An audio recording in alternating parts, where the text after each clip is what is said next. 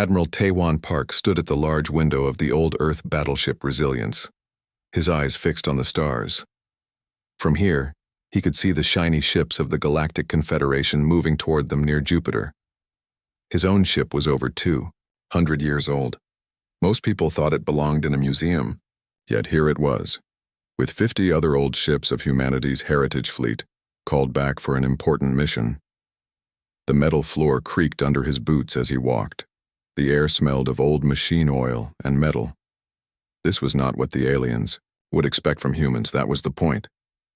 "Admiral, the Confederation people are asking to come aboard for the meeting," said Commander Ji-Hoo Kim.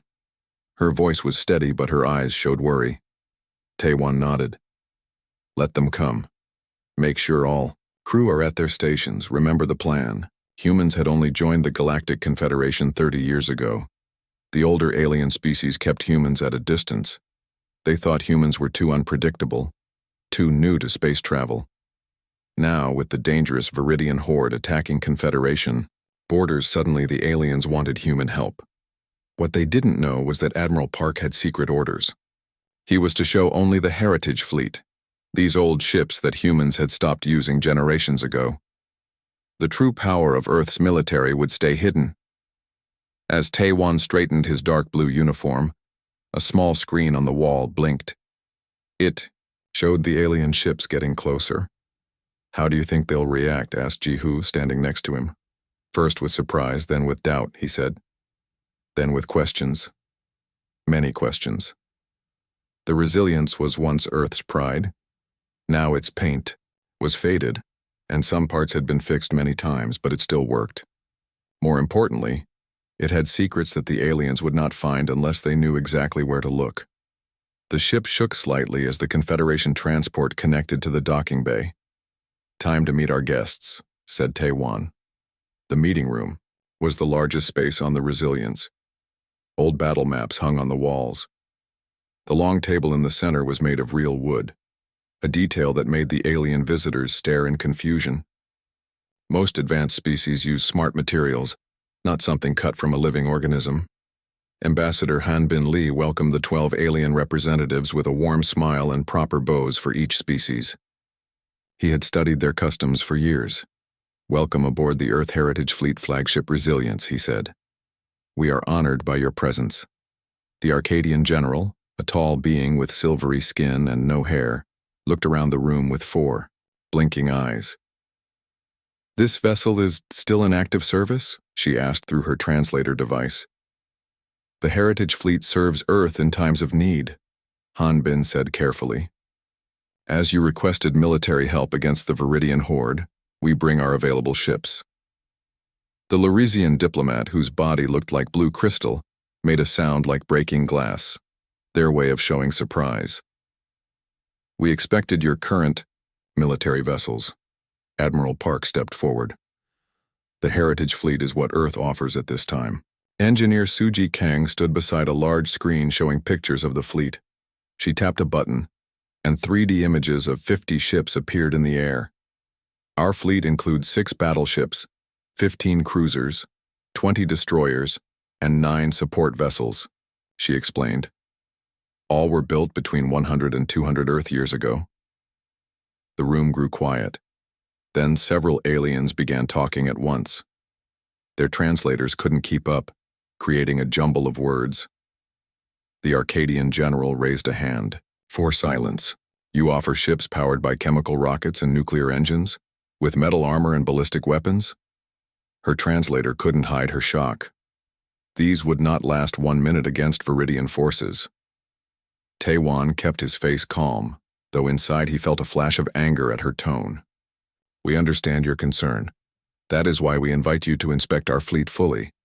Perhaps you will find our ships have certain qualities of interest." In the ship's engine room, 3 alien engineers examined the massive fusion reactor. Their scanning devices moved over every pipe and wire. "This technology is primitive," said one through its translator. "At least 4 generations behind current standards." Suji Kang nodded politely. "Yes, the basic design is old, but reliable." What she didn't say was that the primitive reactor had been quietly upgraded with technology that looked conventional, but worked on principles the Confederation had never discovered. The true power output was 5 times what their scanners showed. In the mess hall, young Lieutenant Do-Yun Choi sat with junior officers from other species. His job was to answer their questions and make them feel welcome. It was harder than he expected. "So you still use physical buttons to control ship functions?" asked a Nexari officer, his tentacles waving in what Do-Yun had learned was amusement. "No neural interfaces?" "Some of our newer systems have those," Do-Yun said carefully. "But we find physical controls are more reliable in combat when systems get damaged." What he didn't mention was that he normally served on the Thunderstrike, a new destroyer with both neural and thought-based controls, a ship whose existence was classified. "And these projectile weapons," said another alien, pointing to the sidearm on Do-Yun's hip. "They fire metal pieces at targets. How do they penetrate energy shields?" "They usually don't," Do-Yun admitted. "But not everything has shields." He didn't explain that his simple-looking gun fired bullets with tiny gravity-shifting cores, a technology humans had developed that could pass through most energy barriers like they weren't there. As the day went on, more alien experts examined every part of the Resilience. Tae-Won watched from the bridge as a Confederation science vessel scanned the entire fleet. "They're being thorough," said Ji-Hoo, bringing him a cup of coffee. As expected. He sipped the hot drink. "Have they found anything they shouldn't?" "No, sir. The masking systems are working perfectly." Ambassador Hanbin joined them, looking tired after hours of questions from the alien diplomats. "Their military representatives are not impressed," he said quietly. "The Arcadian general called our fleet charming antiques when she thought I couldn't hear." Tae-Won smiled slightly. "Good. Lower expectations work in our favor." A young officer ran onto the bridge, stopping to salute. "Admiral, our long-range sensors have detected something entering the system." Tae-Won frowned. "Confederation ships?" "No, sir. The energy signature matches known Viridian scout vessels, 5 of them approaching fast." The 3 humans looked at each other. This wasn't part of the plan. "Alert status," ordered Tae-Won. "But quietly. Don't alarm our guests yet." He turned to Hanbin. "It seems your diplomatic summit might include a practical demonstration after all." The ambassador's eyes widened. "The fleet is not supposed to engage in actual combat. The risk, Tae-Won cut in, has just become necessary. Sometimes the best way to prove a point is to show, not tell." As alarm lights began to flash, the old ship came to life around them. Crew members ran to stations. Weapon systems warmed up. The Resilience might look old, but it was far from helpless. And soon, the Galactic Confederation would learn just how much they had underestimated humanity's obsolete fleet. Ambassador Hanbin Lee kept a calm smile on his face. Inside, he felt nervous. The alien military leaders from the Confederation were openly laughing at the old human ships. The large meeting room on the Resilience was filled with the sounds of translators as 12 different alien species talked among themselves. "These weapon systems are at least a century behind current standards," said the Arcadian general. Her silver skin reflected the lights as she pointed at the screen showing the Heritage Fleet's guns. Hanbin nodded politely. "We understand your concern, but these ships have served Earth well for many years." "Served in what way?" asked the blue crystal Larisian. "Surely not in actual combat." Before Hanbin could answer, Admiral Tae-Won Park stepped forward. "Every ship in this fleet has fought in at least 3 major battles. The Resilience herself has 14 battle honors." The aliens looked surprised at this.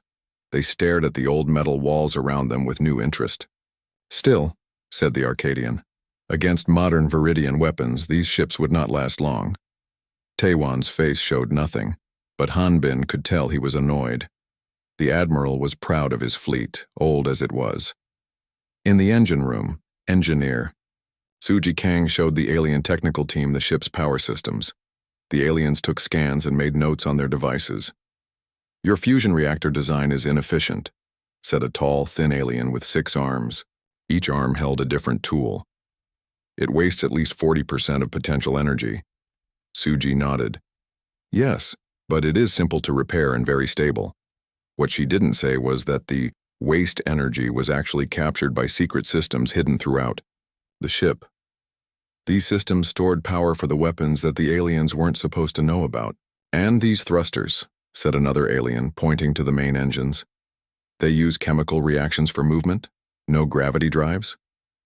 We find that simple chemical thrust is more reliable in some situations, Suji said. She didn't mention that. The chemical rockets were just for show.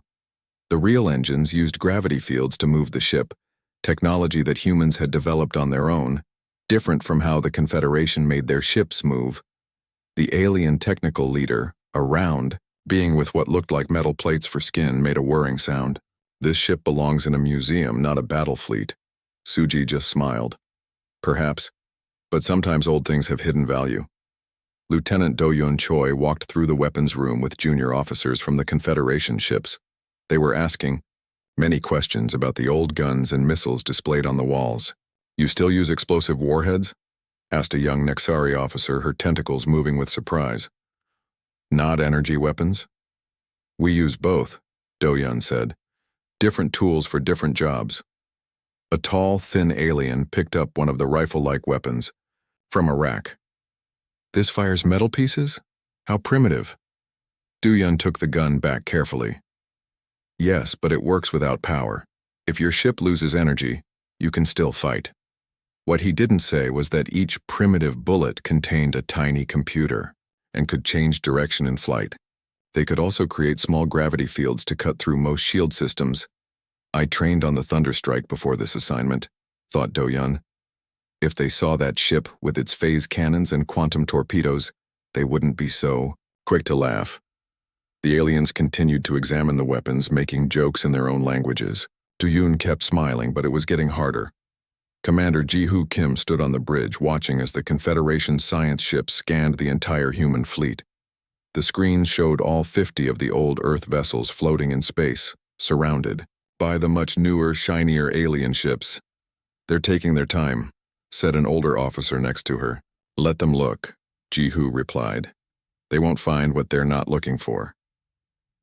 The disguise systems on each ship were working perfectly.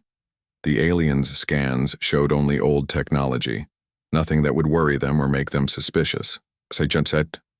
From Admiral Park, said a young woman at the communications station. He's bringing the alien leaders to the bridge in 5 minutes. Ji-Hoo straightened her uniform. Everyone at your stations. Remember, old-style controls only, no neural interfaces. The crew nodded. They all knew the plan. Show the aliens only what they expected to see. Outdated technology, nothing threatening. Soon, Admiral Park walked onto the bridge with the group of alien officials. They looked around with curious eyes. This is the heart of the resilience, Taewon explained. From here, we control all ship functions. The Arcadian general walked slowly around the bridge, looking at the control panels and screens. Physical buttons and switches, she said. No thought control systems? We prefer direct input methods, Taewon said. Less chance of confusion in battle. The general nodded, but Ji-Hoo could tell she wasn't impressed. The other aliens were touching various parts of the bridge, examining the old technology with looks that seemed almost like pity.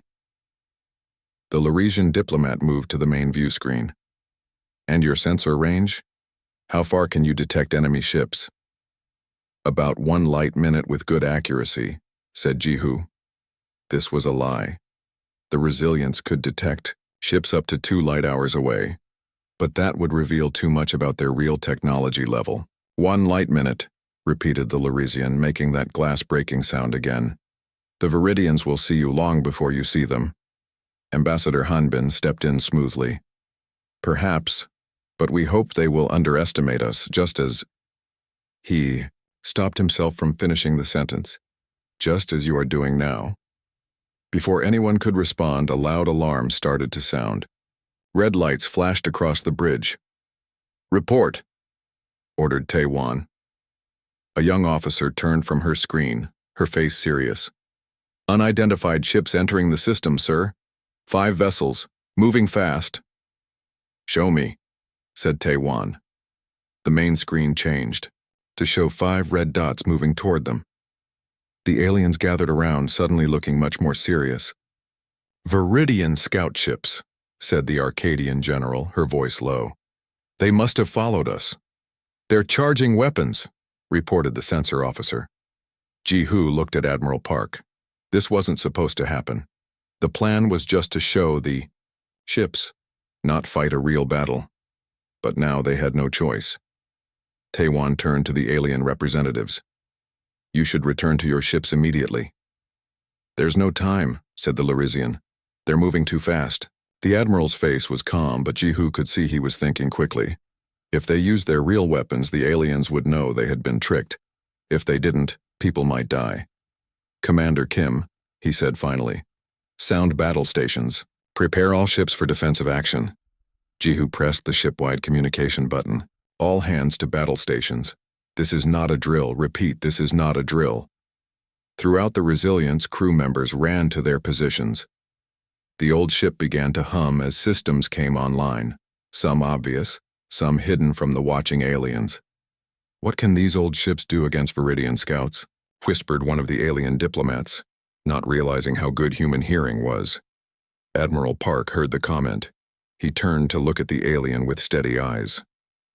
Watch and learn, he said quietly. As the enemy ships grew closer on the screen, the Heritage Fleet began to move into formation. The old ships might look slow and outdated, but they were about to show what humans could really do. The Viridian scout ships came out of nowhere. One moment, space was empty. The next moment, 5 sleek, dark vessels appeared right in the middle of the Confederation diplomatic fleet. They looked like sharp black knives cutting through the stars. They used quantum shift technology, shouted the Arcadian general. They jumped past our sensor net. On the bridge of the Resilience, Admiral Taiwan Park stayed calm. All Heritage Fleet vessels, form defense pattern Delta, he ordered. His voice was steady. Weapons free. Protect the civilian ships. Around them, the fancy Confederation ships were in chaos. They were diplomatic vessels, not warships. Their crews weren't ready for battle.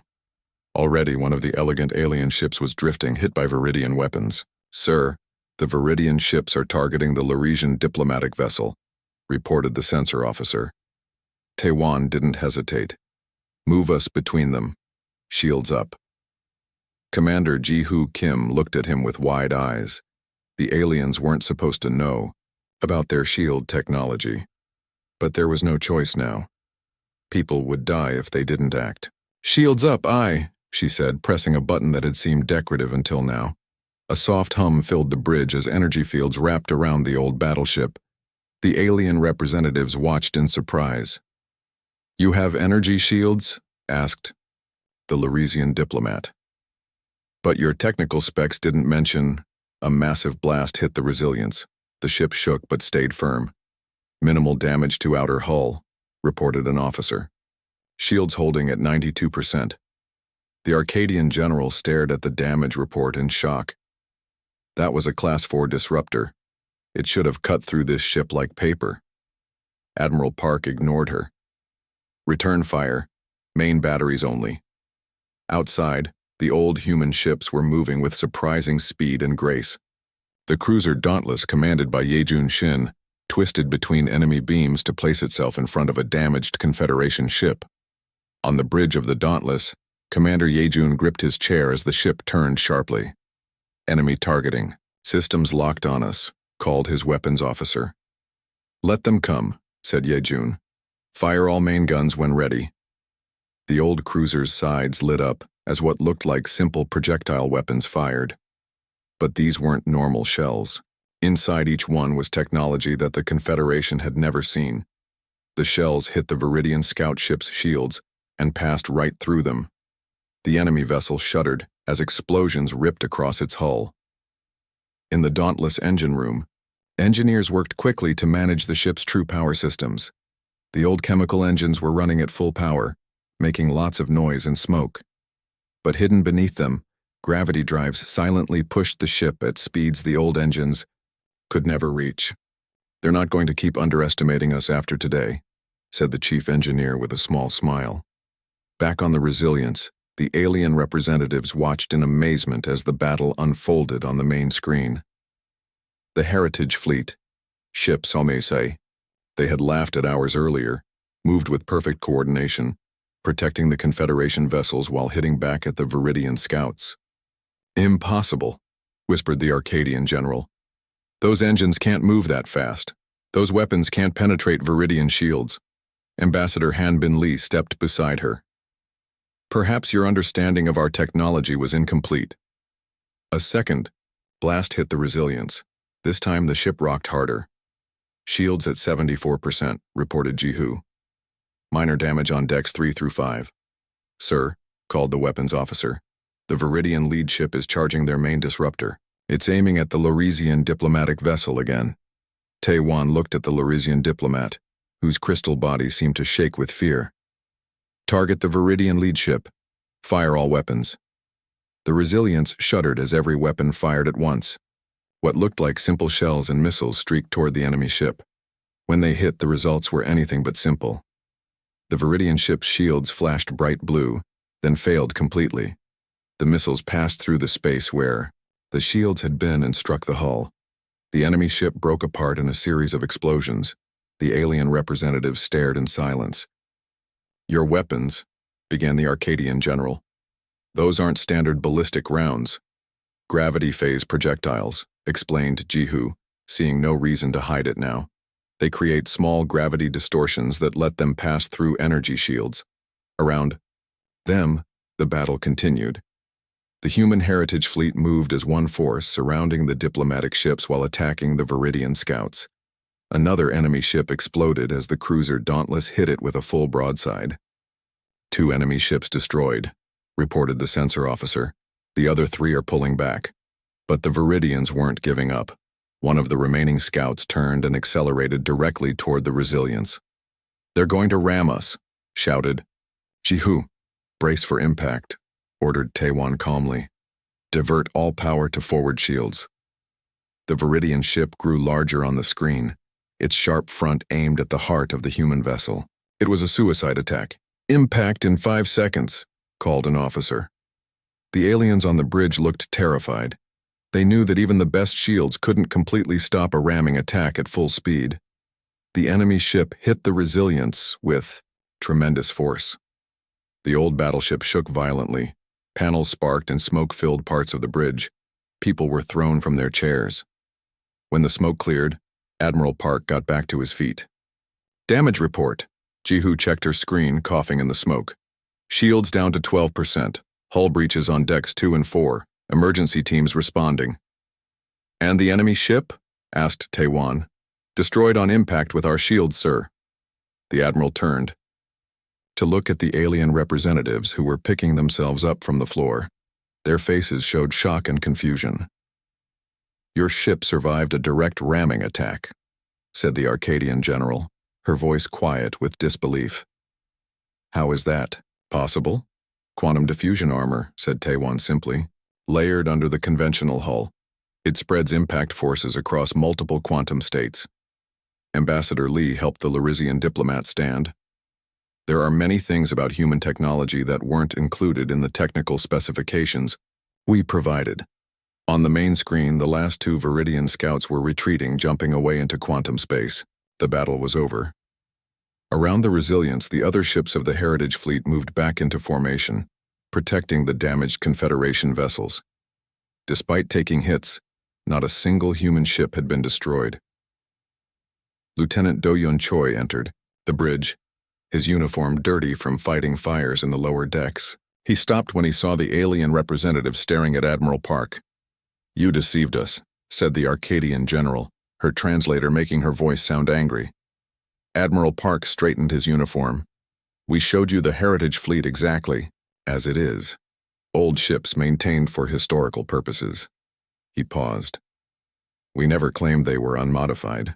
The Loresian diplomat made a sound like quiet glass breaking. These vessels have technologies unknown to the Confederation. Why hide this from your allies? Ambassador Lee stepped forward. The Confederation has kept humans at arm's length since we joined. We were not treated as equals. His voice was polite but firm. We needed to know if you truly valued our alliance or just wanted cannon fodder against the Viridians. The bridge fell silent. Even the human crew stopped to listen. Finally, the Arcadian general nodded slowly. It seems we have underestimated humanity. She looked at the battle damage around her. Perhaps significantly. Admiral Park looked at the main screen, where the Heritage Fleet now guarded the gathered Confederation ships. "This is just our Heritage Fleet," he said quietly. "Ships we keep for ceremonial purposes and final defense." "And your actual military forces?" asked the Arcadian, her 4 eyes wide. Ambassador Lee smiled. "That would be a topic for a different diplomatic meeting, as equals in the Confederation." "You lied to us," said the Lauresian Prime Minister. Her crystal body glowed with blue anger as she stood in the large meeting room. After the battle, the Confederation had called an emergency council on their main diplomatic ship. Admiral Taewon Park sat calmly at the table. "We presented our heritage fleet exactly as it is, old vessels that we keep for historical reasons, but modified with technologies unknown to the Confederation," said the Arcadian general. Her silver skin still showed marks from the battle. Those were not normal weapons or standard hulls. Around the table sat representatives from all 12 Confederation species. Some looked angry, others confused. Some seemed impressed. "I think," said Ambassador Han Bin Lee carefully, "that this is a chance for greater understanding between us." A tall, thin alien with green skin leaned forward. "Understanding? You hid your true capabilities from your allies." "Allies?" repeated Commander Ji-Hoo Kim. She had a bandage on her head from the battle. "The Confederation has treated humans as junior partners since we joined. You limited our access to your technology and kept us out of important decisions." The room grew quiet. Many of the aliens looked uncomfortable. "Perhaps," said the Arcadian general finally, "there have been mistakes on both sides." Engineer Suji Kang had been waiting quietly. Now she stepped forward and activated a screen on the wall. "May I explain some things?" The aliens turned to look at her. The Lauresian Prime Minister nodded. "Thank you," said Suji. "Humans developed along a different path than the Confederation species." She showed pictures of Earth ships from the past 300 years.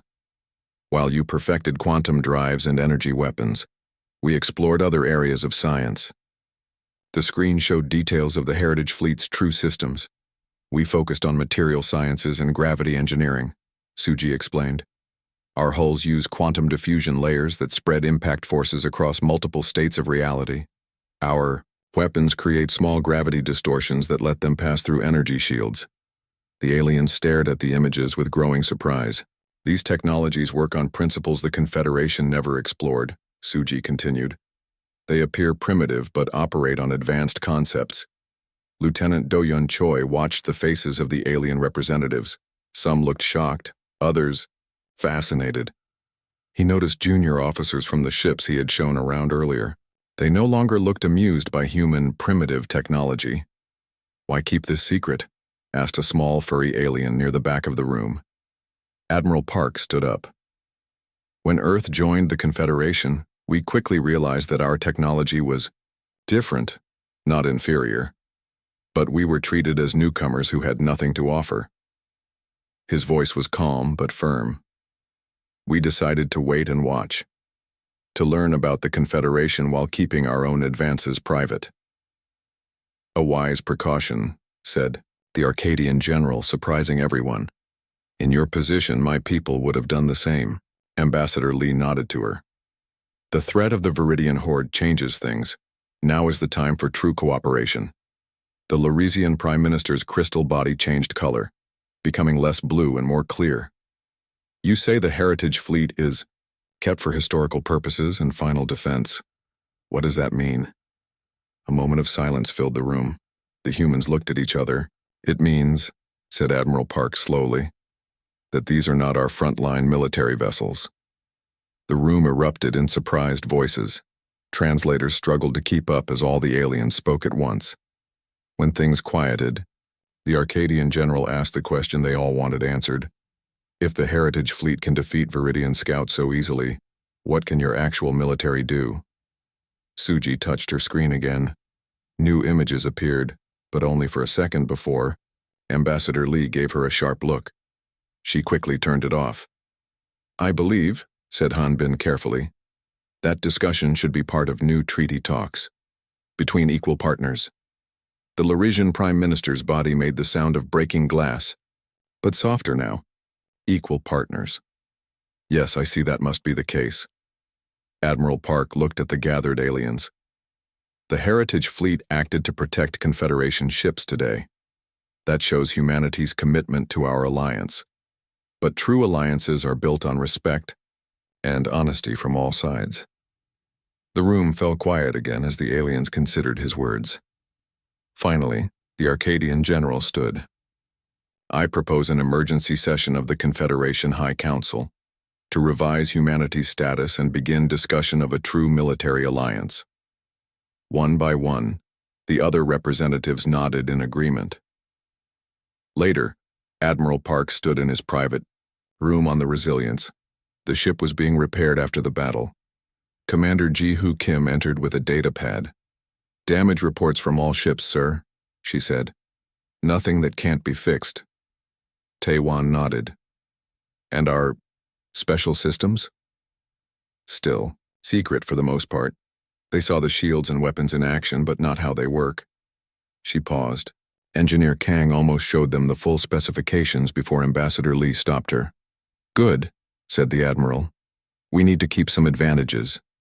Ji-Hoo looked troubled. Sir, do you think this alliance can work?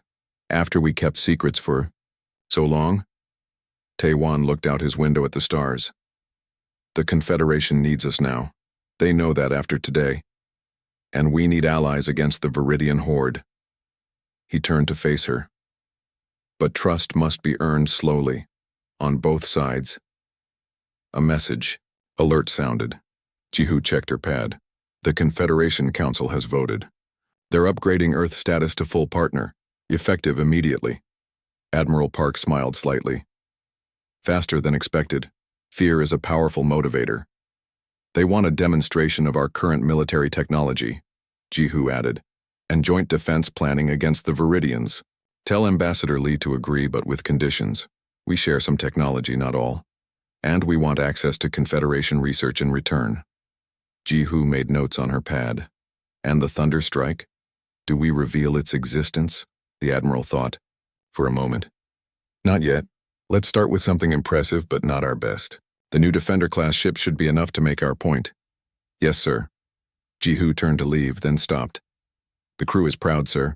They proved themselves today. Taewon nodded. Yes, the Heritage Fleet has honored its name. In the ship's mess hall, Lieutenant Do-Yun Choi sat with some of the junior alien officers who had laughed at human technology earlier. Now they treated him with new respect, asking serious questions about the battle. Your weapons passed right through Viridian shields, said a young Nixari officer. How is that possible? Do-Yun smiled. Gravity phase technology. The projectiles create small distortions in space that let them slip between shield energy patterns. Fascinating, said another alien. My people never thought to approach shields that way. Different paths of development, Do-Yun said, remembering Suji's explanation. Humans were isolated for a long time. We had to solve problems on our own. A tall, green-skinned officer leaned forward. Is it true these are not your best ships? The Arcadian general said. I can't discuss that. Do-Yun cut in quickly. But I can say the Heritage Fleet has served Earth well for many generations. The aliens looked at each other. Do-Yun could see the questions in their eyes, and the new uncertainty. Today had changed how they saw humans, perhaps forever. I serve on the Heritage Fleet with pride, he added. But every navy keeps improving, that's just common sense. The aliens nodded slowly, and Do-Yun could almost see them imagining what human ships might really be capable of. Sometimes, he thought, what people imagine can be more powerful than what they're shown. He smiled and changed the subject. The mystery of human technology would keep the Confederation guessing for a while longer. And that was exactly what Admiral Park wanted. 3 weeks after the battle with the Viridian Scouts, a massive fleet gathered at the edge of Confederation space. Ships from all 12 member species formed a defensive line against the coming Viridian attack. At the center of this line floated the expanded Heritage Fleet, now with 75 Earth vessels instead of 50. From the command deck of the carrier Determination, another old ship from Earth's Heritage Fleet, Admiral HFY Park watched. The final preparations. The huge view screen showed hundreds of ships spread across space, all working together for the first time. "The integrated defense fleet is ready, Admiral," reported Commander Ji-Hoo Kim. Her head wound had healed, leaving only a small scar. "All ships report battle readiness." Taewon nodded. "And our special contribution?" Ji-Hoo smiled slightly. "Arriving in 5 minutes, sir." Around them, the bridge crew worked at their stations. The Determination was bigger than the Resilience, with room for small fighter craft in its lower decks. Like all Heritage Fleet vessels, it appeared old but contained hidden advanced systems. On the main screen, a group of Confederation officials watched from their command ship. The Arcadian General and Lauresian Prime Minister were there, along with leaders from other species. They had been working closely with humans since the battle 3 weeks ago, creating a true alliance. Admiral Park called the Arcadian general through the communication system. "Our sensors detect unusual energy readings from the Earth rendezvous point. Is everything all right?" "Yes, General," replied Taewon calmly. "You are about to witness the arrival of Earth's contribution to the main battle force." Ambassador Han Bin Lee stood beside the Admiral. In the past weeks, he had negotiated a new treaty between Earth and the Confederation. Humans were now full partners with equal rights and responsibilities. "This moment will change the balance of power," Han Bin said quietly. Taewon checked the time. 3 minutes until arrival. The bridge fell silent as everyone watched the empty space on the screen. Even the Confederation observers stopped talking, waiting to see what would happen. Lieutenant Do Yoon Choi entered the bridge, now wearing a different uniform. It was sleeker and darker than the Heritage Fleet clothing, with strange symbols on the shoulders. "Lieutenant Choi reporting for duty, sir," he said, saluting Admiral Park. "My transfer from the Thunderstrike is complete." "Welcome aboard, Lieutenant," said Taewon, just in time for the show. Do-Yun took his place at one of the control stations. After the battle, he had revealed his true assignment to his new alien friends. Their shocked faces had been worth waiting for. 30 seconds to arrival," announced Ji-Hoo. On the screen, empty space suddenly began to shimmer. Points of light appeared, growing brighter. Then, in a flash that made some of the watching aliens gasp, a new fleet of ships appeared. These vessels looked nothing like the Heritage Fleet. Where the old ships were solid and blocky, these were sleek and strange. They seemed to shift as they moved, as if partly in another dimension. Light bent around their hulls in impossible ways.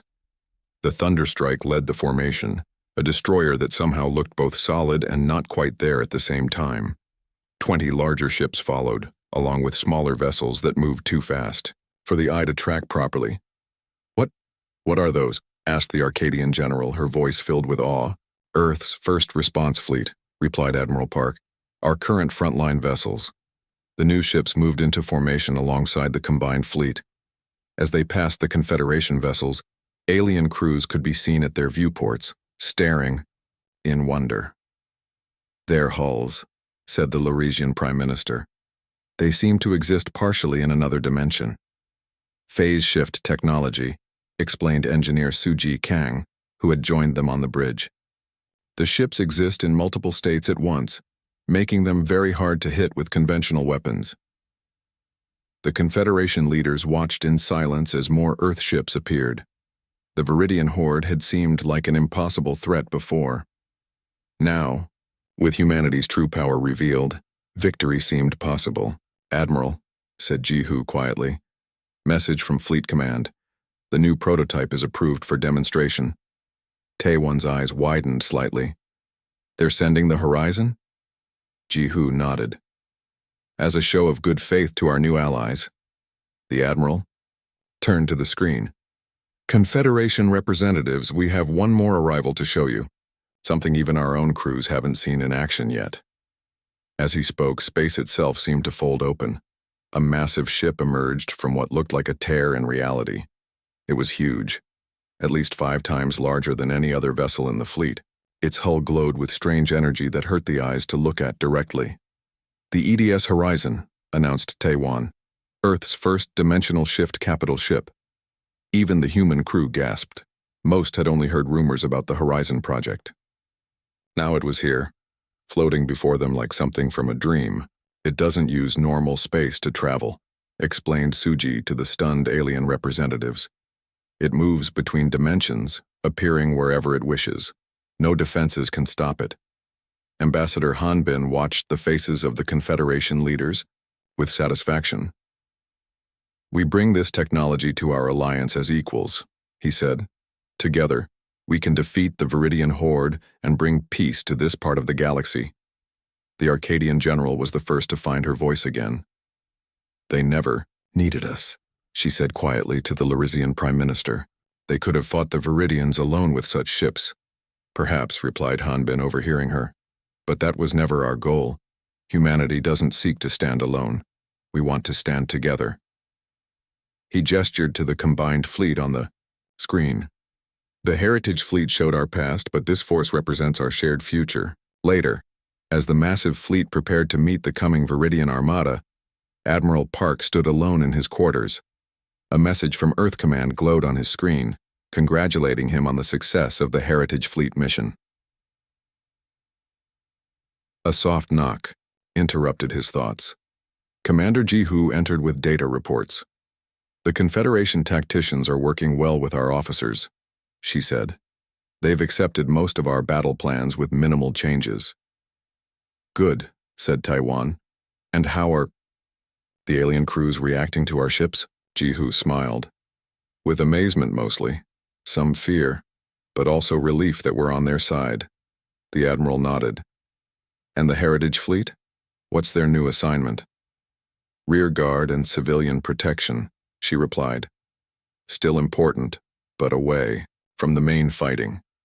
Taiwan looked out his window at the stars and the gathered ships. The old vessels of the Heritage Fleet now floated alongside the most advanced ships in the galaxy. Some from Earth, some from the Confederation. It's strange, he said.